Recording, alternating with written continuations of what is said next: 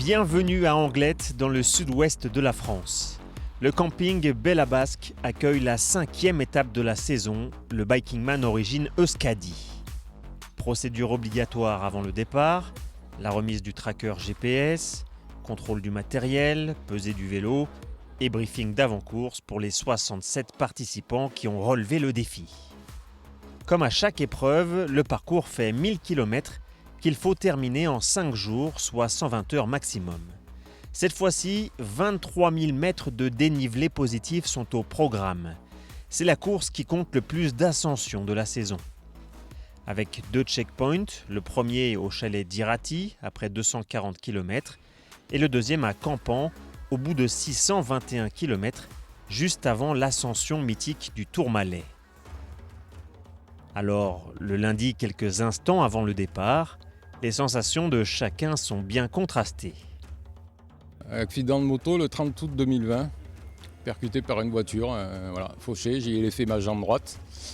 Je ne faisais pas de vélo, j'ai découvert le vélo par accident à l'hôpital, en scrollant comme on dit sur les réseaux. Et me voilà 3 ans après au départ d'un Bikingman. J'ai un petit coup de stress là parce que j'ai arraché les cosses des prises de ma lampe, mais il y a un récent gel qui m'a sauvé, enfin plusieurs même qui m'ont un peu sauvé, donc je me voyais pas faire toute la course avec la frontale, même si elle éclaire très bien. La nuit j'aime bien avoir plein de lumière pour pas me fatiguer, mais ça va, j'ai bien géré le coup de stress. Plutôt zen, bizarrement. J'ai pas mal stressé la semaine dernière, et là depuis vendredi je suis plutôt zen. Confiant parce que je connais bien, j'ai l'habitude quand même de l'endurance en général, mais forcément un peu d'appréhension sur la difficulté après Saint-Jean-Pied-de-Port à partir du 180e kilomètre, quoi. Mais après bon, ça se gère, quitte à marcher. C'est la première fois que je me lance sur un périple aussi long, donc je suis un peu dans l'inconnu. On va voir ce que ça va donner. Yeah, a little bit nervous, but I feel good. I slept well, I've eaten lots, I've been eating for 3 days. So I feel good, yeah. Ce qui m'inquiète, c'est peut-être pas le mot, mais c'est la chaleur de la journée, quoi. Là, pour moi, c'est de plus en plus difficile, la chaleur, et donc il va falloir gérer, comme dit Jacques. Hein. J'avais des pois rouges dans le tiroir, je me suis dit quoi de mieux que le Skadi pour les sortir aujourd'hui. Il y a beaucoup trop de cols, il y a beaucoup trop de montées, donc on va tenter de grimper au maximum, quoi. Très effrayant, oui. Surtout les côtes raides, moi, me font peur, donc j'aime pas ça, donc je vais prendre le temps, je vais essayer de prendre du plaisir, sans quoi le moral sera pas là et ça va pas y arriver. 5 heures du matin, les fauves sont lâchés dans la savane basque. Au bout de quelques dizaines de kilomètres, les premiers cols se dressent devant les ultracyclistes. Les voici plongés au cœur d'une nature sauvage. Incroyable, magnifique. Il est magique cet endroit. Les kilomètres défilent jusqu'à Saint-Jean-Pied-de-Port au kilomètre 176. L'endroit est stratégique, c'est la dernière option de ravitaillement avant le checkpoint 1. Déjà en moto ça m'a fatigué de venir jusqu'ici, alors eux j'imagine même pas. 176 km, ils ont l'air frais comme des gardons et je vais aller les voir un peu plus haut quand même dans 50 bornes, voir s'ils sont aussi frais, pas sûr. La suite, c'est le col d'Arnorstegi, plus de 18 km d'ascension avec des pentes jusqu'à 17%. Valentin et Arnaud le découvrent à leurs dépens. Je m'étais fait à l'idée que ça serait dur, mais putain pas autant. Hein. C'est long, c'est raide. Vaut mieux le faire à pied plutôt que se défoncer les jambes. On s'y attendait. Ça faisait presque peur les 170 premiers kilomètres de voir qu'il n'y avait pas encore de radar. Et puis là on comprend pourquoi. On a dépassé la mi-journée sur ce Bikingman Origin Euskadi. On approche du kilomètre 200 dans l'ascension d'Arnorstegi. La première difficulté majeure de ce parcours, elle a débuté à Saint-Jean-Pied-de-Port et elle nous emmène jusqu'ici où vous pouvez découvrir un panorama exceptionnel. C'est raide, très raide, mais regardez le paysage, ça vaut vraiment la peine. Sachant quand même qu'il y a une information importante, c'est qu'il y a 10 degrés de moins par rapport à l'année dernière. On est aux alentours des 30 degrés. Mais il y a un bon petit vent frais qui permet de rendre ce passage très agréable. Un chemin en plus emprunté par les pèlerins qui vont en direction de Saint-Jacques-de-Compostelle. Ça donne aussi un caractère pittoresque à cette traversée. Puis ensuite, les participants prennent la direction du checkpoint 1, les chalets d'Irati. Il reste environ une quarantaine de kilomètres avant de rejoindre ce checkpoint. Les nombreux randonneurs aussi sont aux premières loges pour assister au passage des ultracyclistes. Ouais, c'est terrible, ça passe à une vitesse. Ah, puis c'est impressionnant, ça monte. À vélo, ça va être encore plus dur. Ouais, ils sont vraiment vaillants. L'enchaînement est redoutable. Vers le kilomètre 220, en début d'après-midi, c'est le très raide mais très beau col des Rosates qu'il faut franchir pour le top 10. Les pentes avoisinent les 20%. C'est dur, non, très dur. Dur.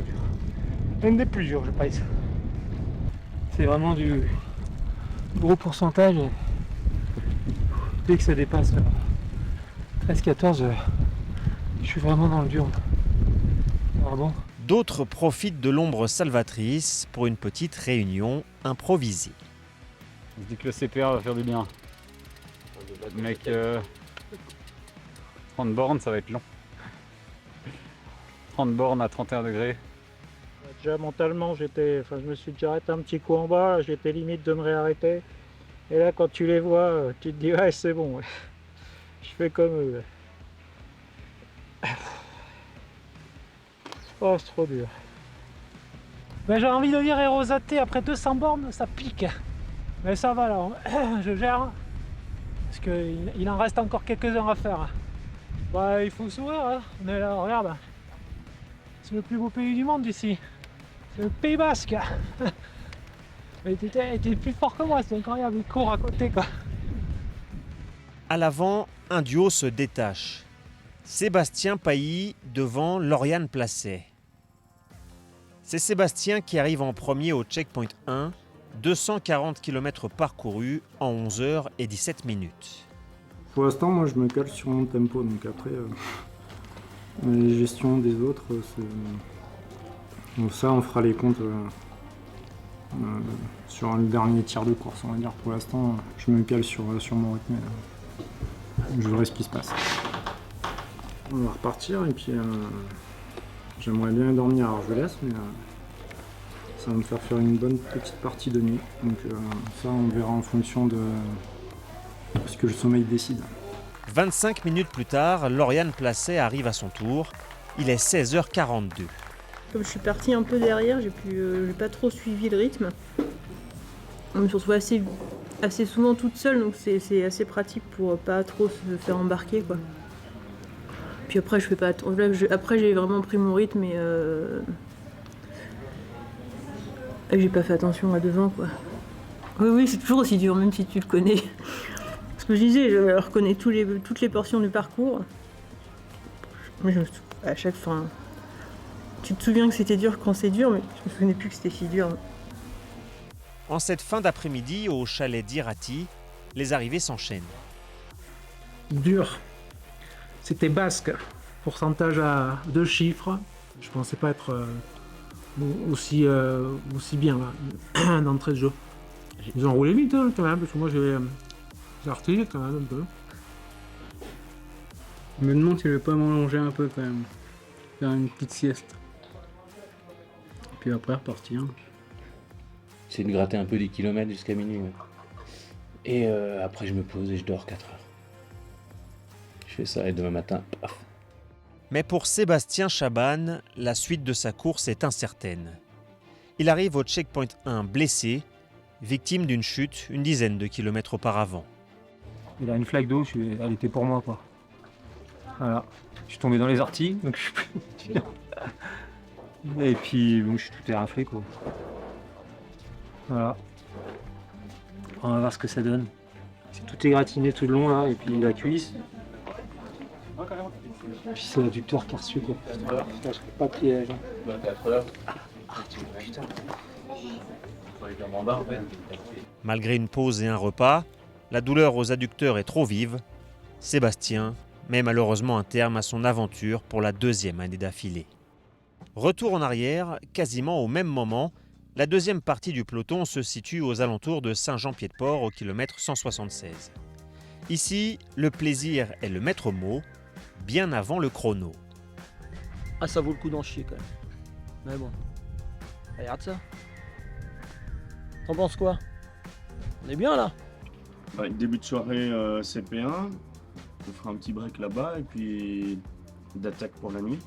On va essayer de rouler un maximum la nuit. Je crois que ça va être la meilleure stratégie parce qu'il fera beaucoup plus frais. Donc on va être bien mieux, on se sentira mieux sur le vélo. Pas mal de vaches et de moutons. Mais c'est sympa, on se sent un peu seul, on leur parle, bon ils nous répondent pas mais ouais, pas mal de rencontres, pas mal de gens qui s'intéressent au Bikeman et qui nous encouragent sur la route. C'est super bien, c'est assez inattendu, puis ça donne un peu de motivation. Bouffer les cales. Ah merde. Direct. Donc elles étaient neuves, elles sont déjà bouffées. Ouais, il y a de la merde de vache, regarde. De la merde de vache. Sympa. Dans la soirée, ils seront tous au checkpoint 1. Ceux qui y sont déjà ont les visages bien marqués après une dure journée. Il reste pourtant encore plus de 750 km à parcourir d'ici la ligne d'arrivée. À la fin de ce premier jour du Bikingman Euskadi 2023, des petits écarts apparaissent entre les prétendants au podium. Sébastien Pailly est en tête devant Lauriane Placet et Laurent Garbolino. Pour eux, la nuit s'annonce longue. Au programme, pédaler, quasiment sans s'arrêter.